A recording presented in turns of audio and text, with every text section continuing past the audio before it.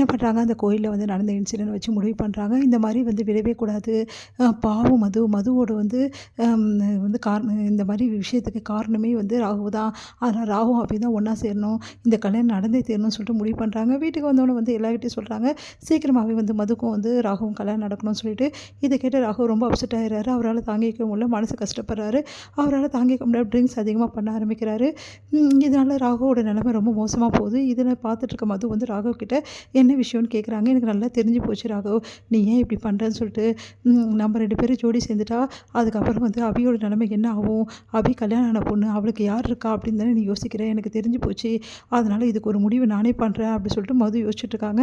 இந்த சூழ்நிலை மது வந்து குழம்பி நிற்கிறாங்க. அப்போ வந்து என்ன பண்ணுறாங்க, அட்வைஸ் பண்ணுறேன் மது, எப்படியாவது வந்து நம்ம மனசை மாற்றுறோம் அப்படின்னு சொல்லிட்டு என்ன பண்ணுறாங்க, சுந்தரியும் வந்து முரளியும் வந்து சொல்லி விடுறாங்க. இந்த மாதிரி வந்து அபி வந்து பாவம் அதில் அப்படின்னு சொல்லிட்டு தான் நினைக்கிறாரு ராகவ். வேறு எந்த காரணமும் கிடையாது. மற்றபடி அபி மேலே எந்த பிரியமோ அன்போ காதலோ ராகவுக்கு இல்லை அப்படின்ற மாதிரி புரிய வைக்கிறாங்க. அதை கேட்டு யோசிக்கிறாங்க. அப்போது அபிக்கு வந்து என்ன நிலைமை ஆகுமோ, அபியோட வாழ்க்கை என்ன ஆகுமோ அப்படின்னு சொல்லிட்டு கவலையில் தான் ராகவ் இப்படிலாம் பண்ணுறாரா, எனக்கு நல்லா தெரிஞ்சிச்சு. அப்போது அபிக்கு வந்து யாராவது வந்து துணையாக இருந்தால் ராகவ் இந்த மாதிரி பண்ணவே மாட்டார். ராகவ் என்னை சந்தோஷமாக கல்யாணம் பண்ணிப்பார். அதுக்கு ஏதாவது ஒன்று பண்ணணுமே அப்படின்னு சொல்லிட்டு யோசிச்சுட்டு இருக்காங்க. இந்த சூழ்நிலையில் இந்த மாதிரி அபிக்கு வந்து எப்படி வந்து ராகு வந்து கல்யாணம் ஆச்சு அப்படின்னு சொல்லிட்டு கேட்குறாங்க. எல்லா விஷயத்தையுமே வந்து அஞ்சலி கிட்ட. அஞ்சலி வந்து இந்த மாதிரி வந்து விக்னேஷுக்கும் வந்து நம்ம அபிக்கும் வந்து கல்யாணம் ஏற்பாடு பண்ணது, அதுக்கப்புறம் அந்த கல்யாண மண்டபத்தில் நடந்தது, அதுக்கப்புறம் ராகு வந்து அபியும் வந்து கல்யாணம் ஆனது, எல்லா விஷயத்தையும் சொல்கிறாங்க. அப்போ விக்னேஷா அவர் யார் அப்படின்னோடனே விக்னேஷை பற்றி விசாரிக்க ஆரம்பிக்கிறாங்க மது. அடுத்து விக்னேஷை போய் மீட் பண்ணுறாங்க.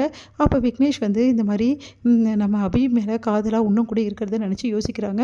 விக்னேஷ் கிட்ட கேட்குறாங்க மது, விக்னேஷ் நீங்கள் இப்போவும் வந்து அபியை விரும்புகிறீங்களா, அபியை கல்யாணம் பண்ணிக்க உங்கள் விருப்பமா அப்படின்னு சொல்லிட்டு கேட்குறாங்க. அதை கேட்டுட்டு, அது எப்படிங்க வேற ஒருத்தரோட ஒய்ஃபுங்க, நான் எப்படிங்க விரும்ப முடியும், ஒரு காலத்தில் அபியை ரொம்ப நேசிச்சேங்க, ஆனால் இப்போல்லாம் அப்படி கிடையாது அப்படின்றாங்க. சரிங்க, இப்போ அபி உங்களுக்கு கிடைச்சா ஓகேவா அப்படின்னோடனே, என்னங்க நீங்கள் இப்படிலாம் பேசுகிறீங்க, அது எப்படிங்க அபி எனக்கு கிடைப்பாங்க அப்படின்னோடனே நடந்த விஷயத்தை எல்லாத்தையுமே வந்து மது வந்து சொல்கிறாங்க விக்னேஷ் கிட்ட. விக்னேஷ் அதிர்ச்சி அடைகிறாரு. நீங்கள் என்ன சொல்கிறீங்க அப்படின்னோடனே, ஆமாங்க, இப்போ வந்து அபியும் வந்து ராகவும் பிரிய போகிறாங்க. ஏன்னா ராகு என்ன மேரேஜ் பண்ணிக்க போகிறாரு. அதனால் அபி பாவம் தானே, அவங்கள யாருங்க ஏற்றுப்பா, அவங்கள கல்யாணம் ஆயிடுச்சுன்னு சொல்லிட்டு யாருமே அவங்கள ஏற்றுக்க மாட்டாங்கல்ல. அதனால் ராகு ரொம்ப ஃபீல் பண்ணுறாரு, ரொம்ப கில்ட்டியாக ஃபீல் பண்ணுறாரு என்னை கல்யாணம் பண்ணிக்கிறதுக்கு. இதுதாங்க நடந்தது. நீங்கள் அபியை ஏற்றுக்க கல்யாணம் இது ஆன பொண்ணை ஏற்றுக்க தயாராக இருக்கீங்களா, உண்மையிலேயே உங்கள் காதல் வந்து உண்மைதானா அப்படி சொல்லிட்டு கேட்குறாங்க. என்னங்க நீங்கள் இப்படி பேசுகிறீங்க, அவங்களுக்கு விருப்பம் இருந்ததுன்னா ஒருவேளை என்னை கல்யாணம் பண்ணிக்க சம்மதிச்சாங்கன்னா கண்டிப்பாக நான் கல்யாணம் பண்ணிப்பேங்க. இந்த வாட்டி எங்கள் அம்மா அப்பா சொன்னாலும் சரி, யார் சொன்னாலும் நான் கேட்க மாட்டேன்.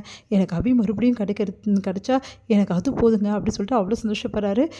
ஆனால் ஒரு விஷயங்க, நீங்கள் சொன்னதில் உண்மை தானே அப்படின்னு. ஆமாங்க உண்மைதான் அப்படி சொல்லிட்டு வராங்க. இங்கே மது வந்து அபிக்கிட்ட வந்து சொல்கிறாங்க, அபி உங்ககிட்ட கொஞ்சம் பேசணும் அப்படின்னு சொல்லிட்டு. சொல்லுங்கள் வந்து மது அப்படின்னோடனே, ராகு இந்த மாதிரி தொடர்ந்து குடிக்கிறதுக்கும் வந்து கஷ்டப்படுறதுக்கும் என்ன காரணம் அப்படின்னோடனே, எனக்கே தெரியல, ஏன் அப்படிலாம் பண்ணுறாருன்னே தெரியல அப்படின்றாங்க. அதுக்கெல்லாம் காரணம் என்ன நான் கண்டுபிடிச்சிட்டேன்.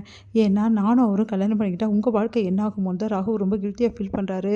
அந்த கில்ட்டி போயிடுச்சுன்னா கண்டிப்பாக வந்து அவர் என்னை நிம்மதியாக கல்யாணம் பண்ணிப்பார். அதுக்கு நான் என்ன பண்ண முடியும் அப்படின்றாங்க. நீங்கள் என்ன பண்ண முடியுமா, உங்கள் வாழ்க்கை நல்லா இருக்கும் அப்படின்னு சொல்லிட்டு நீங்கள் தான் அஷூரன்ஸ் அவருக்கு கொடுக்கணும் அப்படின்னோடனே அதிர்ச்சி அடைகிறாங்க வந்து அபி. நீங்கள் என்ன சொல்கிறீங்க மது அப்படின்னோடனே, ஆமாம், உங்களுக்குன்னு ஒரு வாழ்க்கை அமைஞ்சா அவர் அப்படி பண்ணவே மாட்டார், என்னை சந்தோஷமாக கல்யாணம் பண்ணிப்பாருன்னொன்னே அதிர்ச்சி அடைகிறாங்க. விக்னேஷை பற்றி என்ன நினைக்கிறீங்க, நீ விக்னேஷ் இப்போவும் உங்களை விரும்புகிறாரு, நீங்களும் அவரும் வந்து கல்யாணம் பண்ணிக்கிட்டீங்கன்னா நானும் வந்து ராகவும் கல்யாணம் பண்ணிக்க எந்த தடையுமே இருக்காது.